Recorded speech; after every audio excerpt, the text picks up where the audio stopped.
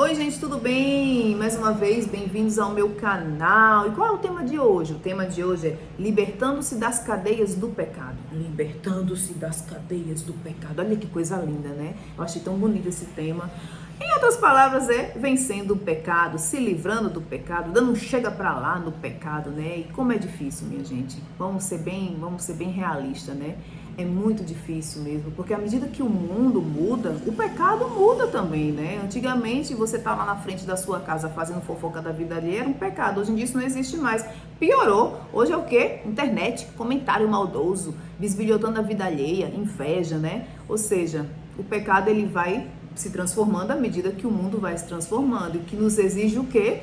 Nos exige uma maior aproximação com Deus. Porque uma das formas de vencer o pecado é estabelecer um relacionamento com o Senhor, né? É ter esse relacionamento contínuo com Deus.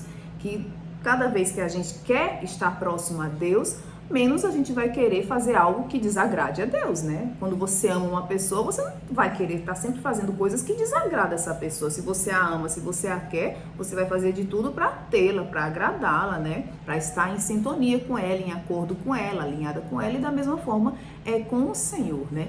E muitas vezes a gente peca e a gente nem sabe que está pecando. A gente peca e quando a gente vê, a gente já está envolvido naquela situação toda, pecando, né? Nos afastando de Deus. Minha mãe quando falava pra mim assim, minha filha, isso é pecado, não sei o que é pecado, tudo era pecado, né? Ah, isso é pecado, você não pode fazer isso não age assim não que isso é pecado, né? Trazia um peso, né? Um peso, pecado, traz um peso de religiosidade a palavra pecado. Mas pecado nada mais é do que desvios de caráter que nos afastam de Deus, né? E como conter esses desvios? E como nos livrar dessa sementinha ruim que a carne da gente traz, né? Tem dentro da gente. O primeiro passo é reconhecer os seus pecados, né? Eu costumo dizer, né, quando eu escrevo, quando eu estou conversando com meu marido, eu costumo dizer que tem 3 pecados. Existem 3 pecados, eu enxergo 3 pecados, né? O primeiro, que é óbvio, que você faz e sabe que é pecado, sabe que é errado, sabe que está desagradando ao Senhor, você faz de forma muito consciente. Esse é o pecado consciente, aquele que você faz sabendo que você está errando e persiste nele, né? O segundo é aquele pecado que você de fato desconhece. Você quando começa a fazer, você nem sabe que aquilo é errado. E isso acontece muito com pessoas novas convertidas, né? Pessoas que não têm muita conhecimento da palavra, né? Não têm uma experiência. Então elas acabam fazendo coisas como, eu moro junto com o meu namorado há anos. Rapaz, tem que estar firmado esse negócio, você tem que casar, o correto é você se casar. Me desculpe quem esteja assistindo aí e tá me achando careta, mas a verdade é essa, né? Eu namorei com meu marido durante um tempo, e a gente tava ali vivendo como marido e mulher já, e eu sabia que aquilo era errado diante da lei do Senhor, diante da palavra, né? Mas ele não sabia, ele era ignorante ainda na palavra.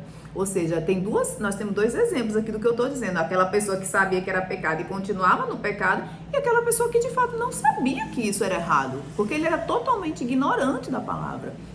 E o pecado de estimação.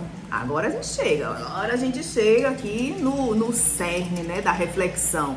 O pecado de estimação. O pecado de estimação é aquele pecado que você sabe que é pecado, mas que você todos os dias pratica. E chega uma hora que você até esquece que é pecado. É o pecado que é feito tantas vezes que, no seu ponto de vista, deixa de ser pecado. É possível isso? É possível. É possível. É como se fosse, sabe o quê? Eu vou dizer bem em termos práticos. A pessoa mentirosa. A pessoa mentirosa, ela mente que nem sente, como diz o ditado. Ela tá sempre inventando uma história, tá sempre mentindo, tá sempre inventando. E ela sabe que é pecado, tá mentindo. É uma das coisas que Deus odeia, a língua mentirosa. Mas ela continua fazendo, é um pecado de estimação. Da mesma forma, o adultério, em suas diferentes vertentes, em suas diferentes, vamos dizer assim, caras, né? Tem o adultério que você não chega a ter uma conjunção, não chega a ter um toque físico, mas você está sempre olhando na internet, né? Se envolvendo digitalmente.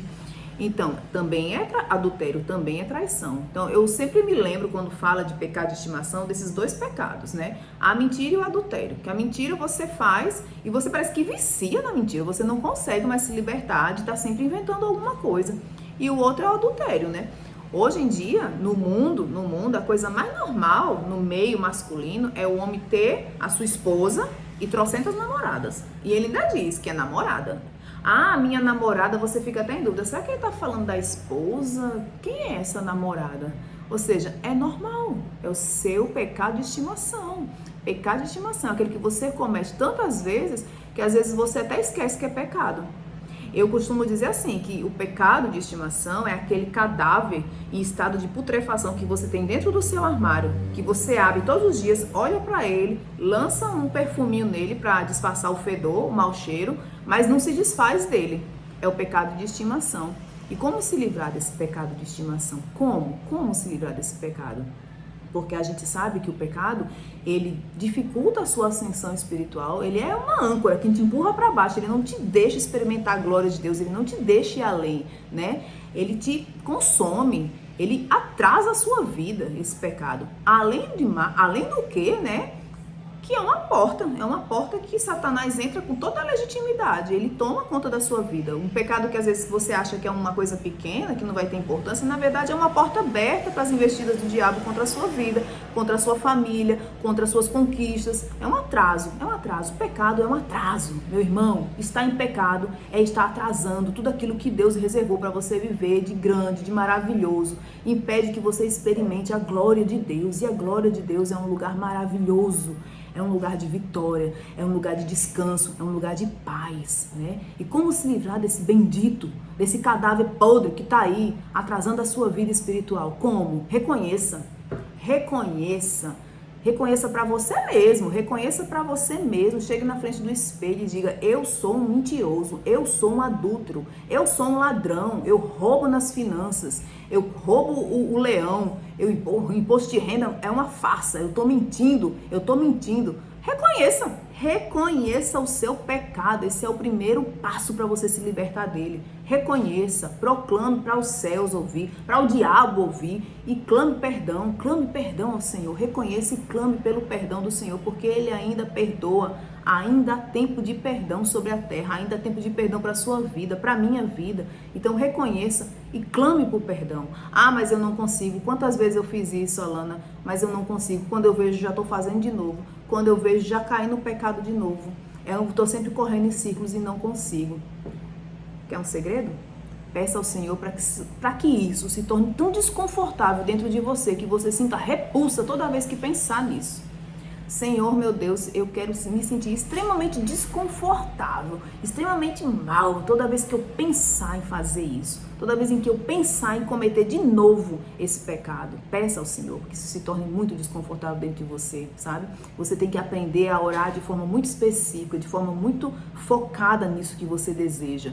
Então, só com o tempo, com oração, resistindo e persistindo em oração, você vai alcançar a sua cura, a sua libertação. Porque isso é uma libertação, minha gente. Isso é um processo de libertação, um processo de transformação.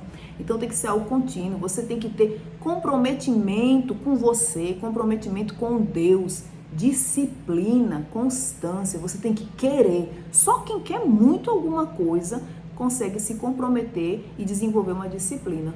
Então é com disciplina, é com perseverança, é buscando o Senhor de dia e de noite e querendo se livrar. Por quê? Por que eu venho aqui dizer isso para vocês?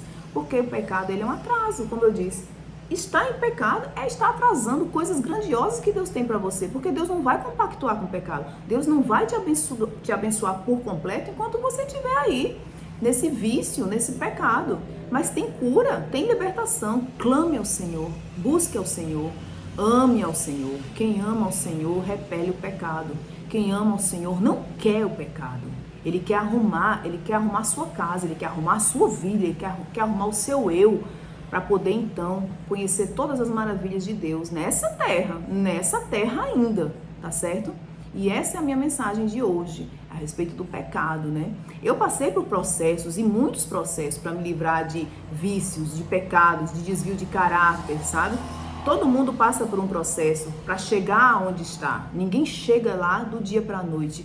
O pastor não se tornou pastor do dia para a noite, ele passou por um processo, de desconstrução, de largar vícios, pecados, né? A pastora, o líder, a maestrina, minha maestrina na época, ela compartilhou o testemunho dela. Todo mundo tem um testemunho de transformação, de desconstrução para se alcançar a glória de Deus, certo? Então vá você também é alguém em potencial que o Senhor quer te usar muito, mas primeiro você precisa ser curado desses pecados, desses desvios de caráter que só fazem te afastar do Senhor.